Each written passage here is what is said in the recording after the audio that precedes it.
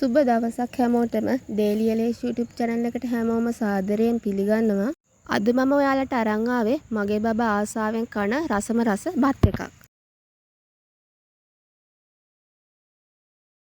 මේක හදාගන්න මම ලූණු, සුදු ලූණු, තලාගත්ත ඉඟුරු ටිකක්, තක්කාලි, කරපිංචා, පරිප්පු වගේම පොල් කිරි ටිකක් මේකට ගත්තා. මුලින්ම මම ෆෑන් එකට තෙල් දාගෙන ලූණු සුදු ලූණු කරපිංචා ටික තෙලට දාගෙන රන්වන් පාට වෙනකන් ටිකක් බැද ගන්නවා. ඊට පස්සේ මම මේකට තක්කාලි ටික එකතු කර ගන්නවා. ඊළඟට මම පරිප්පු ටික එකතු කර ගන්නවා. මට ඉන්නේ අවුරුද්දට වැඩි බබෙක් නිසා මම මේකට මිරිස් කුඩු ටිකක්, කහ කුඩු ටිකක්, 3-5 වගේම ලුණු ටිකක් එකතු කර ගන්නවා.